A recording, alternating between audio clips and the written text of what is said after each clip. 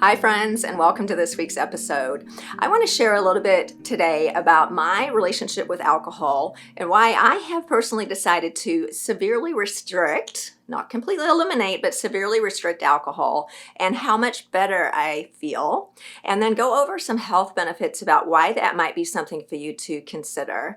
And understanding that everybody's different, I really do want to challenge this cultural normalcy around drinking so much alcohol. I mean, if you look at a TV show, I was just watching this show, I love it, Sex Life, super sexy show. Every single scene, everyone has a glass of wine in their hand. Now, we know historical shows like Mad Men really displayed this overuse of alcohol and cigarettes, and it was kind of part of the culture in the 1950s. But these are modern TV shows. So I'm just looking at those, and now that I'm drinking less, just so amazed about how normal it is to see people with a glass of wine or whiskey or whatever it is in their hand all the time. So we've just been culturally taught to normalize this persistent use of alcohol and thinking that drinking alcohol every day is absolutely normal and fine because everyone else is doing it. But there are significant health consequences when we continue doing that. So I think it's just time to take a look at that with a little bit of honesty, because doing something mindfully when you're educated and you're deciding to do it with thought and intention is one thing, but just mindlessly drinking a glass of wine because you just walked in the door and that's just what you do every day, which is what I was doing, that's something to think about. So just throwing that out there as a suggestion of another way to improve our health. So just a little bit about my history with alcohol, which I don't think is unusual, and you might resonate with some of these things, but we can sort of see how this daily or occasional binge use of alcohol is just pretty normalized. So I grew up in a family that seemed pretty normal on the outside, but later in life I found out that my father was an alcoholic. Now, he wasn't the typical alcoholic that I would think about. I never knew that he drank. He actually drank secretly, which is an absolutely horrible way to live, to have this awful secret. But he was functioning very normally during the day as a physician, and then he would come home, eat dinner with the family, and then he would go to his study, and we thought he was working, but he was drinking a bottle of gin. And then he would repeat that most days, and nobody knew he was an alcoholic. He did quit drinking when he was about 50, turned his life around, told the story about how this happened. But that shaded my understanding of alcohol from an early age. And then as a teenager and in my 20s, I did what everybody did. We had parties where there was plenty of binge drinking. I frequently drank till I threw up or passed out. There were plenty of times that I couldn't tell you what happened the night before. And that was normal. So nobody thought anything about it. There was probably quite a bit of drunk driving going on. It was all just what everybody did, right? And then later in life, there were periods of time where I quit drinking altogether with no problem. For example, when I was pregnant or when I was doing Ironman races, I didn't drink at all. It was just something that was not acceptable to do. In that particular culture, you don't drink alcohol. And so I followed along. So I was very much driven by what culture said was normal. I just sort of floated along and didn't think much about it. So the fact that I could stop at any time, I thought, well, then I can't have a problem, or I didn't really pay much attention to it. And then as I got into perimenopause, I really started noticing, as many of you do, that alcohol, even in a small amount, like a glass of wine at night, started disrupting my sleep. And I would drink alcohol to make me sleepy, which it would help with going to sleep, and then I would wake up early and that cycle would repeat. So I really started noticing how my relationship with alcohol was starting to change, because for sure as we get older, especially around the time of menopause, we cannot handle alcohol the way we used to. And we particularly notice it with sleep and mood changes. And because alcohol is a depressant, most of us know that, it makes you feel really happy maybe for the first glass, but if you're drinking alcohol when you're feeling sad, it's going to make it 100 times worse. So mood changes, sleep disruptions, not to mention it makes you get fat. There's a lot of calories in wine. And so many reasons why women in midlife may want to just do a quick inventory of how much we're drinking and then assess whether we want to continue doing that from a mindful point of view. And whatever you decide is entirely up to you. I'm not advocating that everybody stop drinking alcohol, because many people have a very healthy relationship with alcohol, but some people don't.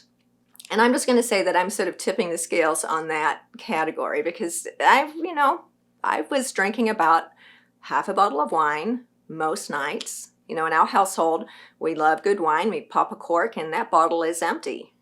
And so that is about 25 ounces of wine in a bottle. And one alcoholic drink, according to most guidelines, is 5 ounces of wine. And I'll show you what 5 ounces of wine looks like in a glass. Not very much. So if I drank this, I wouldn't think I was drinking very much. It's a very small glass of wine, right? Well, that's 5 ounces, and that's what's considered to be one alcoholic drink a day. 12 ounces of beer would be considered one alcoholic drink, or 1.5 ounces of spirits like whiskey, gin, or vodka. That's one drink a day. And most organizations who look at alcohol consumption recommend that women drink no more than 7 alcoholic drinks a week. That would be one a day, obviously, so half a bottle of wine is 2.5 a day, and adds up, or 7 a week. So if you're drinking 3 on one day, then, I would do the math. So when we get beyond one alcoholic drink a day, a lot of health conditions start to be worsened, and I'm going to talk to you about some of those. So it really is something interesting to do an inventory of, I think, and when I did that, I was pretty surprised. I was drinking a lot more than I thought. A funny story about the first time this ever crossed my mind was during COVID. And many of you might remember there was that period of time, maybe March to May of 2020, when I personally wasn't working very much. Surgery was shut down. We couldn't see patients in the office very efficiently. So I was sort of at home doing Zoom calls or not much of anything, bored, scared, wondering what was happening to the world. And so many of us, and I was in that group, started drinking more often and earlier. So I might start drinking wine at 3 o'clock because I had nothing else to do. Gym was closed. I was feeling down, couldn't go to work, was worried about the world. And, I might polish off a bottle all by myself. Now, where I live in West University in Texas, we have recycling day once a week. And I will never forget the day that I took the recycling container out to the street because I'm very religious about recycling. And it was practically full of empty wine bottles. And only a week had passed. And there were more than 7 empty bottles. I don't know how many. And one of my kids said, "Did you have a party?" And I lied and said, yes, I did. But I didn't. I realized that was just me. And so there was a real wake-up call, seeing the evidence of how much I had drank, because I really didn't have a perception of it. It just seemed like I was sipping on a glass of wine and watching TV. So sometimes we have to do an inventory, and I think that's a really good place to start. So before I give you the list of all the good reasons why I think it's good to cut down or stop alcohol, I want to give you some suggestions about what to do first. Number 1 would be to make an inventory for, say, a month about how much you really are drinking and try to get a sense of what the volume is. For example, I showed you what a 5-ounce glass of wine looks like. You might be measuring in terms of bottles or bottles of beer or shots of vodka. And just add up how many you're drinking in a week. Be very honest with yourself. I would also be very honest with yourself, asking some questions about whether your alcohol consumption is causing any problems in your life. Is it harming your relationships? Is it causing you to miss deadlines, miss work? Are you ever drinking and driving? Even a little bit, because I'll talk to you about some statistics about that. Even a small amount of alcohol below what's considered to be the legal limit of intoxication increases our risk of getting in a car accident by many-fold. So just be very honest with yourself and answer some of those questions. There's some little questionnaires that people have been throwing around for years. I remember in medical school being taught to ask patients the CAGE questions. And these are questions that are designed to identify someone who is a serious alcoholic, but actually they can be very useful questions for any of us, even if we don't consider ourselves to be in that category. So CAGE, the first one stands for cut down. That means, have you ever thought you should cut down on your alcohol consumption? I would answer that, yes, I have thought I should cut down on my alcohol consumption. Number 2, A, have you ever felt annoyed by someone else telling you to cut down on your alcohol consumption? Yes, I have. I can answer that one in the positive. Number 3, G, have you ever felt guilty about the amount of alcohol that you drink? Yes, I have felt guilty about the amount of alcohol I drank. For example, when I took the recycling out that time and saw how many empty bottles there were. And number 4, E, have you ever had an eye opener, which is a name for drinking alcohol first thing in the morning to get rid of a hangover or to give you the energy to go to work? And I cannot answer positively to that one, but according to the Cage questionnaire, I would get a 3 out of 4. And 2 out of 4 is enough to identify some type of disordered relationship with alcohol. So when I did that just for fun, I thought, maybe I need to look into this a little bit more. So I invite you to do that very honestly and just think to yourself, what are you getting out of it? What could you be losing by drinking alcohol if it's affecting your relationships, your health, your weight, your sleep, your moods? And what could you gain by giving it up? Maybe the opposite of all of those. Or maybe you could find a happy medium. Again, I'm not telling anyone what to do. I'm just suggesting to go into this mindfully because we're so indoctrinated with alcohol absolutely everywhere, on TV, every restaurant, every meal. Alcohol is everywhere. And it's very easy to become mindless about our consumption.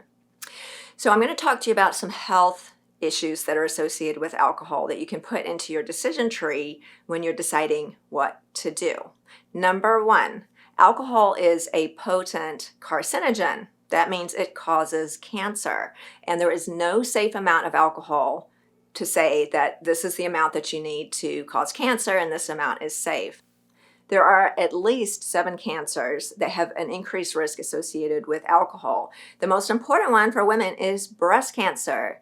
Breast cancer is highly related to alcohol use, and the more alcohol we drink, the higher our risk of breast cancer. It's got a linear relationship, and there's no amount of alcohol that's been shown to be safe for breast cancer. So if we go back to the idea of drinking no more than 1 alcoholic beverage a day, using that 5 ounces of wine guide, yeah, I mean, maybe that's okay. But more than that, certainly the more we drink, the higher our risk of breast cancer. And then a bunch of cancers from the mouth all the way down to our colon. Everything to do with our GI tract. So cancer of the mouth, the throat, the stomach, colon, everything from top to bottom because alcohol is poisonous. Now we think about it, we use alcohol to kill germs.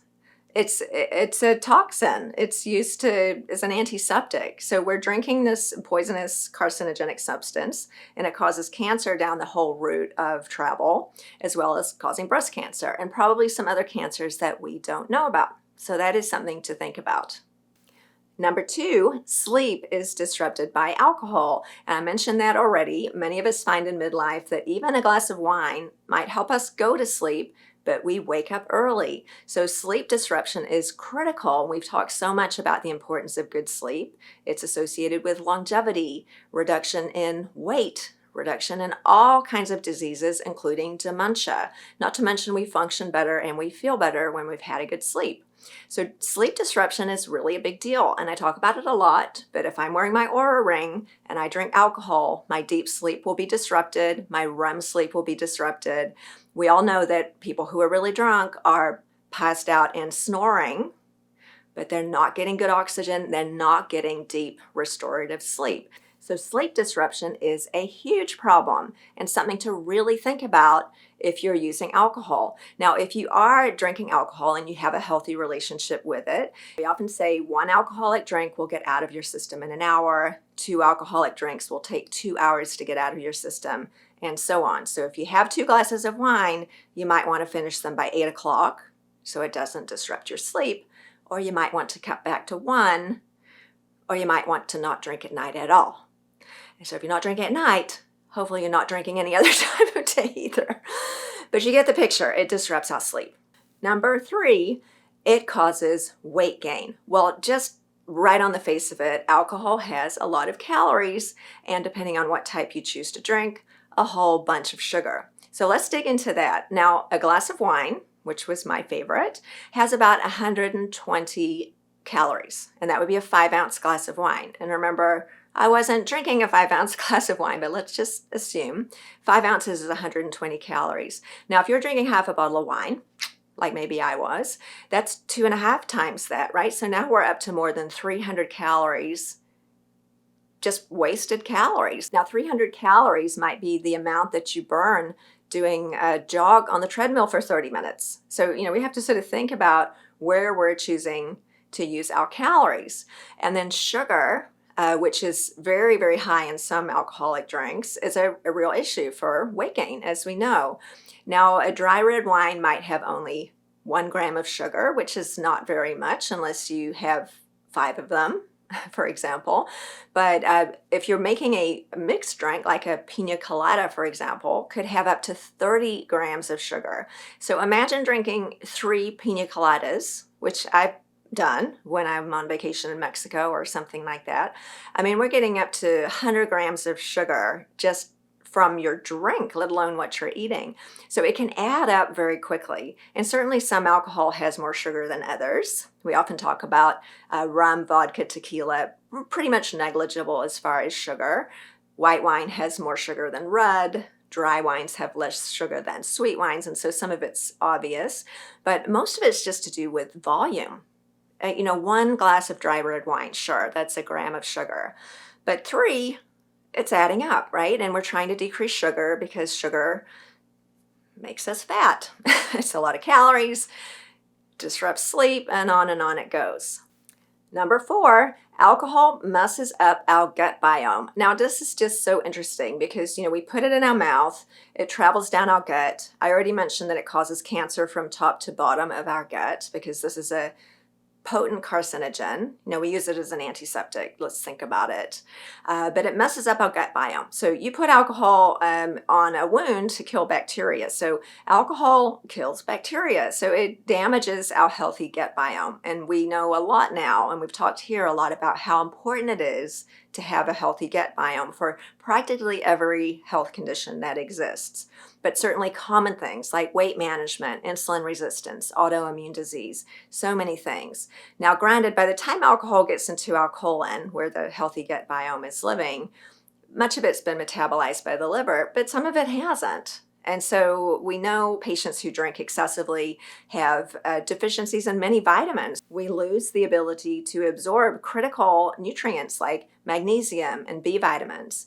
When I was in med school and a alcoholic would be brought in because he'd been found passed out on the street, I thought that was a whole different animal, right? But we would first of all give him or her a bag of multivitamins because every alcoholic, we were taught, is nutritionally deficient.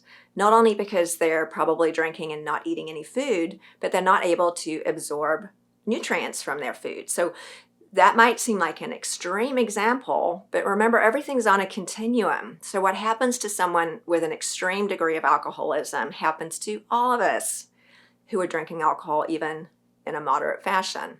Number 5, it disrupts or even destroys relationships. Now, this is something to really think about because the divorce rate in the United States, we know, is somewhere between 40 and 50% on a good day, but more than 50% of people who get divorced cite alcohol use as one of the factors involved. And if there is an alcoholic person or someone who has a disordered relationship with alcohol in the relationship, they are more than 5 times more likely to get divorced. So that might seem obvious, but why is that? Well, when we're drinking, we don't think clearly. We don't make good decisions. We're often not rational or nice to be around. Many people become angry, even violent.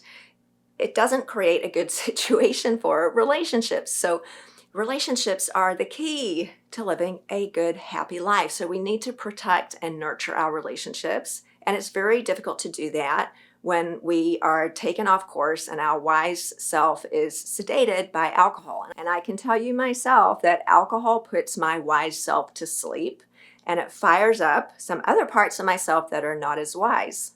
And I think most of you can resonate with that if you're very honest. Our wisdom likes to go to sleep with a glass of wine, and our childish part likes to wake up and become very vocal. So this can be very disruptive to relationships, whether it's a partnership, a friendship, relationship with your children, or even with yourself. be very honest and look at how that might have affected you at different points in your life. Number 6, it causes brain damage. Now, this is serious, right? We were talking about that last week regarding dementia and Alzheimer's. Alcohol is related to an increased risk of all-case dementia and even Alzheimer's. And if you do an MRI of someone who drinks alcohol excessively, their brain is actually going to be smaller. Yikes, I don't want that. And we all know that alcohol causes memory disruption. Excessive alcohol causes a block in the area of the brain called the hippocampus, which is responsible for short-term memory, which is why when you binge drink, you can't remember what happened. Now, even a small amount of alcohol can make memories a little bit fuzzy. I've had that experience where I've drank, a normal amount, right? 2 glasses of wine, and my memories of the details of the previous night were not crystal clear. I mean, it was almost like it happened a week ago. And when I started thinking about that, it felt very scary. My brain is not operating well. We do not want brain damage. So alcohol causes brain damage. Something to think about. Number 7, alcohol causes risky and dangerous behavior. And I'm going to point out the obvious one, which is car accidents. Now, something that I was very surprised to learn is that even a very small amount of alcohol can increase our risk of getting in a car accident by more than 10-fold. So the legal limit here in Texas would be having a blood alcohol content of 0.1% or more. And with a blood alcohol content that high, which many people arguably claim they feel completely sober and safe. That would be like me drinking 2 glasses of wine and then driving home from a restaurant. I might feel normal, but I'm not. That increases the risk of getting in a car accident more than 18-fold. Crazy, right? And even half of that, well below the legal limit, like 1 glass of wine for me, being a small woman and driving home from a restaurant, increases my risk of getting in a car accident more than 8 times. I just think that's amazing. So drinking and driving, you shouldn't do it at all, not even a little bit. First of all, you don't think clearly. We just can't make good decisions. And getting in a car accident and killing yourself is one thing, but having to live with the rest of your life knowing that you hurt or harmed or killed another person, I don't think that's something I could do. So I had to just rethink that whole situation and just say 0. So fatal car accidents in the United States are 1/3 of the time, 1/3 of the time associated with alcohol. I just think that's amazing. The rest are caused by distracted driving. Texting and driving is number 1. And speeding is number 2. Alcohol is number 3. So 1/3 of all fatal accidents are caused by drinking and driving. And in 2021, over 13,000 people died on the road in the United States as a result of drinking and driving. It's just not a small thing. And drinking and driving is one example of a risky behavior, but there are so many more because we're not thinking clearly, so it's very hard to make good decisions. So number 8, I'm just going to lump together as numbing our wisdom. When I drink alcohol, I make decisions that are not coming from my highest self because I mentioned alcohol makes our highest self go to sleep. And it makes our childish self wake up. And so frequently, or I would say all of the time when we've been consuming alcohol, we are much more likely not to make wise decisions, and they can affect any of the things that I previously mentioned. So the time to do an inventory regarding your alcohol is not when you've been drinking, but when you're sober in a very good state of mind to mindfully take an inventory of what you're drinking, as I suggested, and honestly assess whether your alcohol drinking has been causing any problems in any of the categories that I mentioned, particularly in relationships, with work, with sleep, with weight, all of the things that I mentioned. And then see where that falls for you. So in my case, I love tasting wine. It's part of the culture in my family. And so I have limited alcohol to just a sip. I can taste it. So if I want to taste wine, and I'm being very honest, I really don't need the whole glass. I can have a really good experience with tasting wine from just having a taste. So that's where I'm falling with alcohol. I'm going to plan to continue having a taste of wine a couple of times a week, and then just see how it goes. And I'll update you on how my experience is, and to think about the health effects that I mentioned, because we don't want any of those things. So that's my 2 cents about alcohol. I hope you enjoyed it. Please share it with your friends, and don't forget to subscribe. I look forward to seeing you next week.